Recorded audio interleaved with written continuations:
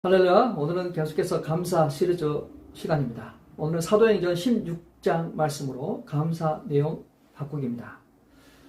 정말 신령한 무당, 아주 점을 잘 치고 귀신같이 알아내는 그러한 무당이 되려면 학습 무당이 아니라 강신 무당, 신내림을 받은 사람이야만 됩니다.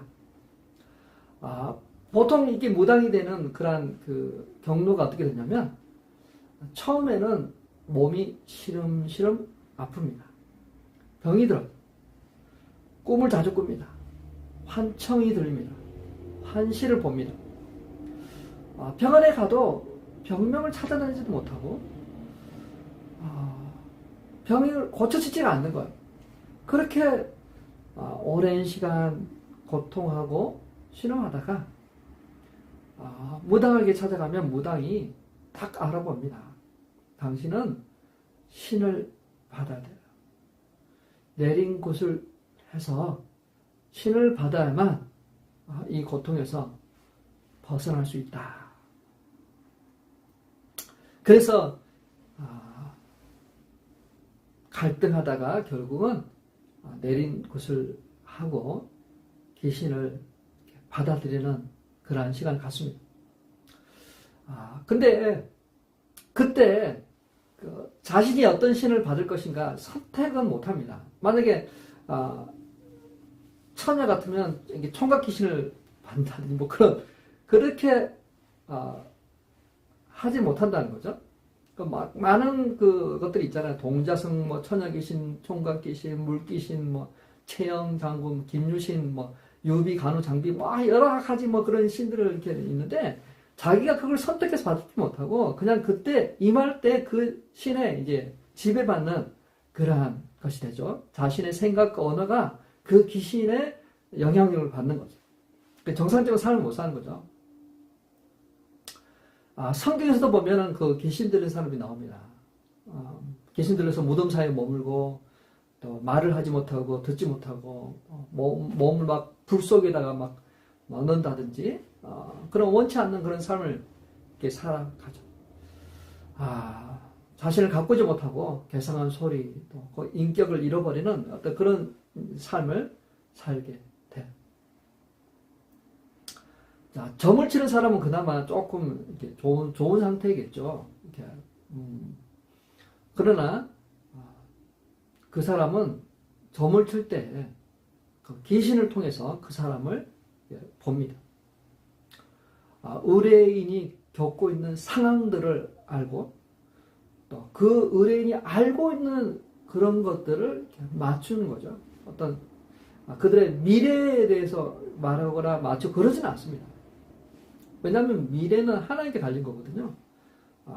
귀신이 미래를 알 수 없어요. 다만 그 의뢰인의 상황과 알고 있는 어떤 것들을 맞춤을 통해서 영하다, 귀신같이 맞춘다, 그런 말을 듣는 거죠. 그리고 처방전을 내리죠. 동쪽으로 가지 마라, 물을 조심해라, 여러 가지 그런 것들을 이렇게 합니다.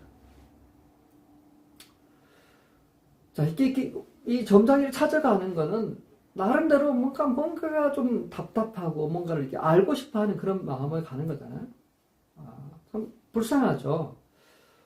목자가 없어서 자신의 어떤 영혼을 이렇게 의뢰할 수 있는 사람이 없어서 이 귀신에게 가서 그걸 물어보잖아요.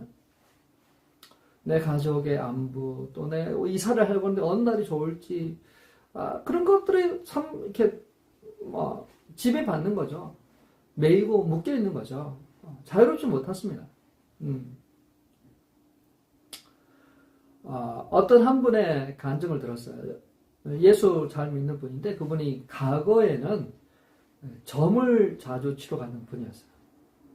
여러 군데 가다가 이제 한 군데 발견한 거죠. 쪽지게처럼 잘 아는 그 무당을 알게 되고, 갈 때 정말 웃고 또 어떨 때는 울고, 어떻게 살을 때는 막 희망을 갖고 속이 시원하게 올 때도 있고. 그렇지만 얼마 안 가면 또 다시 간대요. 뭔가 꺼림직하고, 안 가면 뭔가 좀 불안하고, 가서 점치고 또 부족을 받아오고 그걸 가지고 살아. 근데 계속 불안한 삶을 계속 살고 있었다는 거죠.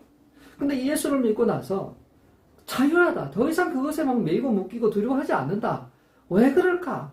길이요 진리요 생명 되신 예수 그리스도 진리를 알지 진리가 너희를 자유케 하라. 그걸 알고 나니까 더 이상 그거에 매이고 묶이는 그런 삶을 살지 않게 되더라. 그렇게 간증. 오늘 이 말씀을 듣는 우리 성도님도 그렇게 되길 바랍니다. 진리가 너희를 자유케 하리라. 자유하는 그러한 영혼 되길 바랍니다. 그리고 우리가 감사할 수 있는 그러한 성도 되길 바라는데 감사를 우리가 어떻게 할 수 있을까요? 결코 다른 사람의 불행이 나의 감사가 될 수는 없습니다.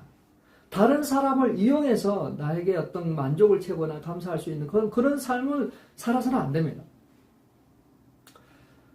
2008년에 어느 날 경기도 안산에서 술에 취한 사람이 자신의 성적 만족을 위해서 8살 먹은 여자아이를 성폭행했어요. 그때 그 사건을 나영이 사건이라고 불립니다. 나영이는 가명이에요. 아이를 보호하기 위해서 가명을 써서 나영이 사건이라고 했는데 실제 그 나영이라는 이름을 가진 사람들이 직간접적으로 피해를. 그래서 그때 막 네티즌들이 막 그냥 막 들고 일어났어요. 왜 가해자가 아닌 피해자에게 초점을 맞춘 명칭을 쓰고 있냐? 그래서 그 이후로부터는 조두순 사건으로 불리게 됩니다. 이 조두순이라는 사람은 자신의 성적 쾌락을 위해서 8살 먹은 여자아이를 잔혹하게, 악하게 그렇게 행했습니다. 오늘 본문에서도 자기의 유익을 위해서 자신의 그 여종을 이용하는 사람이 나옵니다. 사도행전 16장 16절입니다. 어느 날 우리가 기도하는 곳으로 가다가 귀신 들려 점을 치는 여종 한 사람을 만났는데 그는 점을 쳐서 주인들에게 큰 돈벌이를 해주는 여자였다. 자, 귀신 들린 여종은 점을 쳐서 주인들에게 큰 돈벌이를 해주고 있었어요. 그런데 그 귀신 들린 여종이 바울과 실라를 알아봅니다. 그리고 따라다니면서 소리칩니다. 귀신 들리면 이렇게 뭐 부드러운 또 아주 경우에 맞는 그런 말로 하지 않잖아요. 저 사람들은 지극히 높으신 하나님의 종들인데 구원의 길을 너에게 전하는 자다. 귀신 들린 목소리로 사람들에게 이야기를 하는 거예요. 바울은 그렇게 계속되자 그 여종을 고쳐줘요. 귀신을 쫓아내줍니다. 치료해줬어요. 귀신이 떠나가고 그 여종은 이제 캄해져 자유를 받았어요. 자신의 그러한 것들을 부끄러워 수치하는 부끄러워할 줄 아는 그러한 여종이 되었어요. 모두가 다 기뻐하고 즐거워했어요. 그러나 그 여종의 주인들은 기뻐하지 않았습니다. 감사하지 않았습니다. 오히려 분노했어요. 화를 냈어요. 왜요? 자신의 소득이 끊어졌기 때문입니다. 그들은 그 여유를 이용해서 자신들에게 이윤을 남기고 그래서 그것 때문에 감사하는 사람들이었어요. 남의 불행을 통해서 자신에게 감사의 제목을 삼는 자들이었어요. 바울은 그들에 의해서 모함을 받고 또 매를 맞고 감옥에 갇히게 됩니다. 디모데 후서 3장 2절입니다. 말세 어떻게 되느냐? 사람들이 어떻게 변하느냐? 말씀 기록되었는데 한번 읽어보겠습니다. 디모데후서 3장 2절입니다. 사람들은 자기를 사랑하며 돈을 사랑하며 뽐내며 교만하며 하나님을 모독하며 부모에게 순종하지 아니하며 감사할 줄 모르며 불경스러우며. 어떤가요? 돈을 사랑하고 자기를 사랑하고 감사할 줄 모른다. 우리는 말세 우리도 이 말씀에서 자유로울 수가 없는 것 같아요.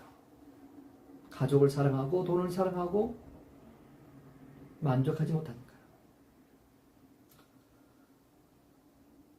다른 사람을 돌아보지 못하고 이기적인 삶을 살아가는 그러한 우리 인생 가운데 하나님께서 우리에게 이 말씀을 통해서 우리를 자신을 돌아보게 합니다. 믿는 자는 차원이 다른 감사를 할 수 있어야만 돼요. 바울과 실라는 갇혀 있습니다. 그들은 어떻게 반응하고 있습니까? 사도행전 16장 25절입니다. 한밤중에 바울과 실라가 기도하고 하나님을 찬송하며 제수들이 줬더라. 감사의 재발견이라는 책에서 감사를 4가지로 이렇게 소개합니다. 첫째, 감사거리를 알아채는 겁니다. 뭔가 주어졌을 때 가던 길을 멈추고 그렇죠. 나에게 이렇게 좋은 것이 있구나. 감사할 것이 있구나. 둘째, 그것이 왜 나에게 주어졌는지 생각하는 거죠. 이 선물은 내가 받을 자격이 없는데, 그렇게 한 일도 없는데, 이 은혜의 선물, 정말 이 좋은 걸 나에게 주셨네. 자격 없는 나에게 주셨구나. 우리 신앙인들은 자격 없는 나에게 구원을 베풀어 주셨구나. 셋째, 주어진 것을 느끼는 경험이에요. 무언가를 받았을 때 그 행복함, 선물을 준 사람하고 어떤 그 연결되는 그 감사, 손을 잡아주고 또 주는 어떤 그런 것들을 이제 느낌을 받는 거예요. 넷째는 그것을 이제 표현하는 거죠. 행하는 거예요. 감사하다고 말을 하거나 또 감사하다거나 또 카드를 쓰거나 감사하다고 포옹하거나 어떤 그런 무언가를 행동하는 거예요. 성탄 카드를 서로 보내면서 메리 크리스마스 하시면서 해피 뉴 이어 이렇게 보내는 거예요. 그게 바로 이제 어떤 감사의 어떤 그 단계 중에 하나라는 거예요. 자, 신앙인은 차원이 다른 감사를 할 수 있어야 돼요. 바울과 실라처럼 말해요. 바울과 실라는 지금 두들겨 맞았어요. 감옥에 갇혀 있어요. 옳은 일을 했는데 칭찬 아니라 저 손해를 보고 있어요. 갇혀 있고 포로 이 사슬에 매여 있습니다. 자, 이런 상황에서 그들은 기도하고 찬송하고 있습니다. 자, 이게 가능한 이유가 뭘까요? 예수를 믿으면, 예수 그리스도를 주로 믿으면 가능합니다. 어려운 중에서도, 절망 중에서도 희망을 포기하는, 역전의 하나님이 이 모든 상황을 가지고 선으로 바꾸실 것이다. 그걸 알았기 때문에. 비록 우리는 아무것도 못하고 감옥에 갇혀있지만 하나님은 무언가를 하고 계십니다. 놀라운 일을 하고 있습니다. 우리도 바울과 실라처럼 그런 상황에 처해 있을 수 있을 것 같아요. 감옥에는 갇혀있지 않지만 그런 비슷한 상황이 관계나 재정이나 또 신분이나 어떤 여러 가지 상황 속에서 꼼짝하지 못하는 그런 상황. 오히려 좋은 것을 받지 못하고 축복을 누리지 못하고 오히려 더 정말 힘들어지는 그런 상황 가운데 매여 있을 수도 있을 것 같아요. 자, 그러한 상황에서 감사가 나와야 돼요. 그러한 상황에서 찬송과 감사 할 수 있기를 바랍니다. 왜일까요? 감사는 매이고 묶이고 닫힌 것을 열리도록 하기 때문에 그래요. 바울과 실라를 보세요. 그 상황에서 하나님을 찬미했어요. 그때 엄청난 일이 일어나잖아. 사도행전 16장 26절입니다. 그때 갑자기 큰 지진이 일어나서 감옥의 터전이 흔들렸다. 그리고 곧 문이 모두 열리고 모든 죄수의 수감이고 착오가 풀렸다. 찬양하고 감사했더니 놀라운 일이 일어났어요. 묶어진 것이 풀어졌어요. 맨 것이 풀어졌어요. 닫힌 것이 열렸습니다. 굳게 닫힌 것들이 열려졌어요. 찬송과 감사는 문을 열게 합니다. 묶인 것이 풀어지게 합니다. 굳게 닫힌 사람의 마음도 열게 합니다. 지금 사람과 사람 사이에 문제가 생겼어요? 닫혀 있습니까? 굳어져 있습니까? 그럼 찬송 가운데 감사함으로 기도하십시오. 바울과 실라 기도할 때 제수들은 들었습니다. 도대체 뭐지? 도저히 감사할 거 없는데, 찬송할 거 없는데, 아니 나보다 더 못한 사람들이, 지금 나와 똑같은 사람들이 나와 다른 반응을 할 때 우리는 유심히 보게 됩니다. 저 사람들은 찬송하는데 나는 뭐지?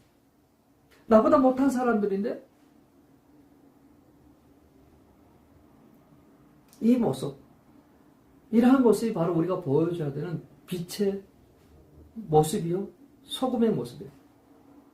누구나 다 풍족하고 감사할 때는 감사할 수 있고, 그러나 그러지 않을 때 오히려 찬송하고 감사하는 그 모습이 바로 세상 사람들에게는 빛의 모습이요, 소금의 모습인 거죠.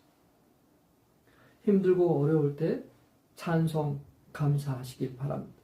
이것이 수천 장의 전도지보다 더 효과적인 전도지. 그들이 찬송하고 감사했더니 지진이 나고 옥토가 움직여요. 문이 다 열리고 메이고 묶인 것이 다 벗어진지라. 간수는 자고 있다가 이 된 일을 보고 당황합니다. 제수들이 다 도망간 줄 알고 칼로 스스로 자기를 하려고 그래요. 사람은 강한 것 같지만 약합니다. 그죠? 지혜로운 것 같지만 참 어리석어요. 어떻게 됐는지 확인하지도 않고 스스로 목숨을 끊을 뻔했잖아요. 바울은 큰 소리로 말합니다. 멈추시오. 우리가 다 여기 있습니다. 이 경이로운 순간 간수, 제수, 신분이 바뀌네요.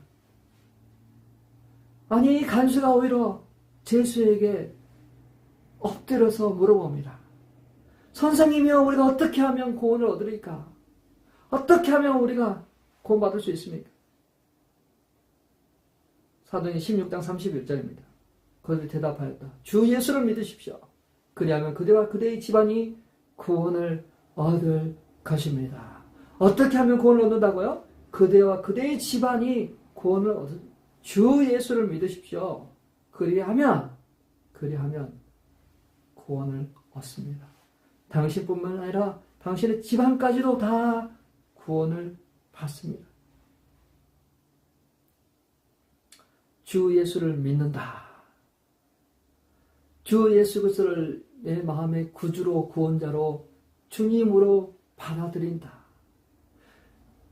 그분이 나의 왕 되심을 인정하는 거예요. 나의 주권을 내려놓는 것입니다.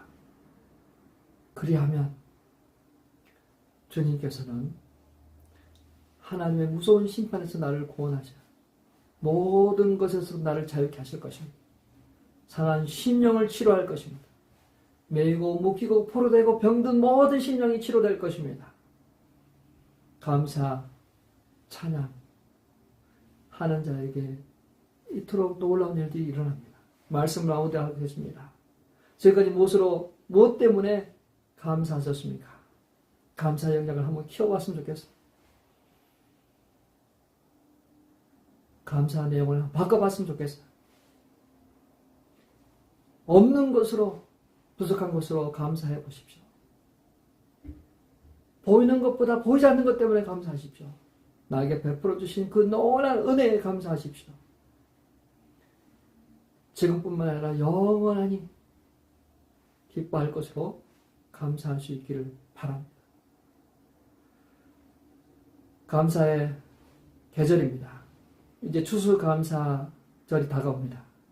그날만 감사할 것이 아니라 우리가 매일 감사하면서, 감사, 찬송하면서 하나님 앞에 나아가고 주변 사람들에게 감사하며 나아가는 그러한 11월이 되기를 주님의 이름으로 축원합니다.